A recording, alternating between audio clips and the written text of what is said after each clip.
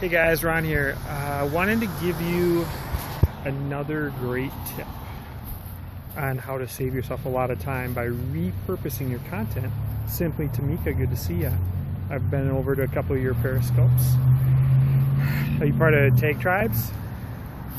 Been over to a couple of them. So I want to give you, yes. Oh, hey David, what's going on? David and I are going to do some 80-20 whiteboarding here on Sunday or sooner. So how's it going, David? So here's kind of what I'm doing right now. I'm repurposing headlines and repurposing content. And give me a second here to read my headline, because that's actually the path that I'm taking. But basically what I'm doing is I'm taking the time to figure out what the headline is going to be. And David, I've actually been thinking about this over the last hour, and I'm like, you know, we're doing this the hard way. This is a hack I just thought of, David. Just in the last hour, I'm like, people who are looking to watch videos, long videos, are really people that are further along in the funnel and they're more serious. So why are we not just going on YouTube, finding our general niche such as 80-20, 10x, time leverage, and some of those, and just scanning thousands of videos on YouTube and just finding all the ones with the highest view counts? And then that way the demand of those searching actually exceeds us. So we don't have to like actually put our stuff on YouTube and then go try to find the views and send the traffic to YouTube. The people are already there. The demand is already there. All we got to do is just narrow it down to our niche and then find out what the headlines and the keywords in the headlines are that people are searching. So that's one thing that I just thought of in the last hour. But so basically here's what I do. So I do the Periscope videos so we can connect. Rule number one, sorry about that. I had my, thanks for that. I wasn't reading the comments there for the last 2 minutes because I had my, I was scrolling up on here to see, just double check my headline. And so I couldn't actually see the comments, but here's basically what I do. So I do the Periscope, then I have it automatically go to catch.me. It's automatically on catch.me/Ron. I have my guy from Fiverr download those. And then he now puts my intro in there that we just got done. Got the intro done. And then what we're going to do is, give me 1 second here to think about it. Yeah, my guy is Queensoft from Fiverr. He does the intro, adds that, and then he also adds the watermark now, which is how to 80-20 your time. He adds that to all of them. So there's a uniformity to all the branding. And he puts the intro in there as too with the how to 80-20 your time. And then what we do is he uploads all those to YouTube's, and then he puts in my selected keyword tags, and then he puts in a consistent description on all of them. And we want to win on the SEO on YouTube. Thanks to the heart. So we want to win on the SEO on YouTube because some people say it's the second largest search engine. I don't know if that's true, but we want to win on those keywords and the keyword and narrow it down to our market, such as I'm going to keep redefining the keywords that I'm going after, such as 80-20, 10x, time leverage, some of that kind of stuff for our work week. And then he puts them all onto YouTube. Then I go back and I go to my blog, ronor.com, and I embed the YouTube video within that. Demi Sal, good to see you. Thanks for inviting followers. I embed the video into my blog, and then I'm going to win again on SEO with the blog. Okay. And then what I'm going to do in the blog headline is, keep in mind I've been thinking about this all the time with the keywords and YouTube and all that, is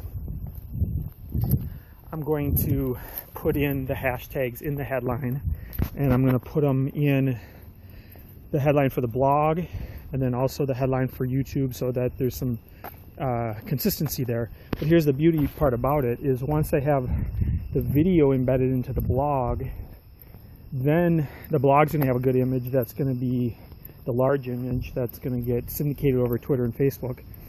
But then what happens is when people go to my blog and they see the social share buttons at the bottom, they're going to be able to share it on Twitter and share it on Facebook, and it's already going to have the right headline for them. That headline is going to probably be used as anchor text, which is perfect. And then it's also going to have the hashtag in there, which means when they share it to Twitter and Facebook, hashtags don't work on Facebook so well, not as like Twitter, But here's what's basically happening is just with one click, I make it very easy for them to share it on Twitter, and they already got the headline and everything in there, so it gets the maximum conversion clicks on Twitter. But then what it also does is the keywords are there, they're searchable, the hashtags are there, which tells people what it's about. But then the hashtag also gets me favorites, it also gets me on the list, and then it also gets me additional followers from Twitter. So not only, and it might even get followers for the people who are actually syndicating and sharing my content. So the reason I told you all of these different things right there is it's not like I was giving you a bunch of stuff to do. I was giving you a very 80-20 tight funnel approach to how to repurpose all of it. Studio mates, glad we are sharing this with everyone. Just taught this today in my studio, 18-year-old. Yes, when you say sharing with everyone, I'm assuming you mean like growth hacking and some of these 80-20 comments and how to, I spent the last few years trying to figure out the perfect blog post from what I learned from Empower Network. And it all made sense to me as I learned it more. And there's like, yeah, you got to syndicate for a while. I thought about it like you're repurposing the content. But now I kind of begin more with the headline in mind. I see it more as like I'm repurposing the headline and then repurposing the content.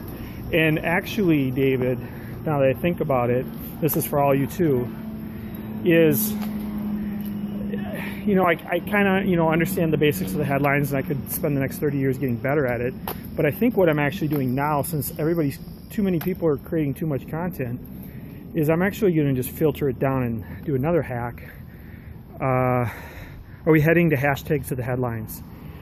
Yes, hashtags to the headlines. You might have cut out there. So I put hashtags in my headlines on my blog, and then when people go down to social share on the very bottom, they share it to Twitter and Facebook. What happens is the hashtag's already there in the headline. They don't even have to add it. So it's already there. They just click it, and the hashtag's there, and then I actually get found in the search engines on Twitter, and then I also get favorited, I get put on Twitter lists, and then I also get additional followers, all in addition to getting clicks on my content. Thank you. Yeah, this is a combination of it's not so much like here's 1,000. See, I'm not like everyone else where I'm just like, well, here's 1,000 things I learned and I want to give you 1,000 ideas. I mean, we don't need more things to do. I was watching a Brian Tracy video today on 80-20, and he's like, yeah, we got 300 things right now, all of us, that we can do on our list if we want to. We don't need more things to do. What we need is the right things to do. So what I'm trying to teach you to do is take all of these things that would normally keep you busy and make it a tighter funnel and tie it all together and repurpose it. So you're taking that same headline that you thought about and you're using it on everything. Yes, do less, more impact. Exactly. Time is scarce. And it's more of an inward, it's really about practicing the right form. So it's really no different than throwing a spiral with a football or lifting free weights a certain way. Like, there's no point in doing quantity of sloppy form. What you want to do is you want to do the correct form and practice it over and over and over. But it's not just that. Keep in mind, like, what makes sense today will actually be refined as time goes on. And I've been studying a lot of the compound effect and the slight edge and the E-myth and 4-hour work week and all that kind of stuff. The part that it finally hit me I realize a lot of people don't know what the 4-hour work week is, the E-myth, all that stuff. A lot of people have heard of the 80-20 though. They haven't necessarily heard of the slight edge with Jeff Olson, the compound effect. Thanks for the hearts, the Darren Hardy compound effect.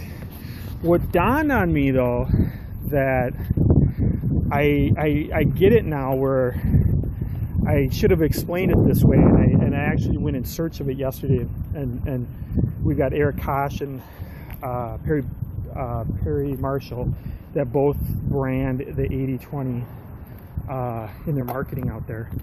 Is Perry said it on his website, and that's what I was thinking, and I just saw him complete my thought, which is basically like, well, yeah, people know the 80-20. I mean, 80-20 is something that's been around since 1895.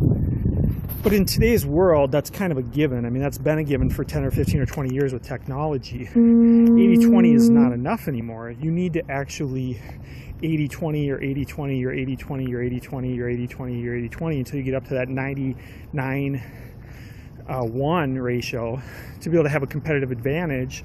We had, in the last 24 hours, we had 1 billion people get on Facebook in the last 24 hours. So we're clearly got a lot of people out there that have access to pushing a button. And a lot of the people on Fiverr and everybody else out there, we're getting 3 to 5 billion people online now. Everybody can easily push buttons and do simple stuff online.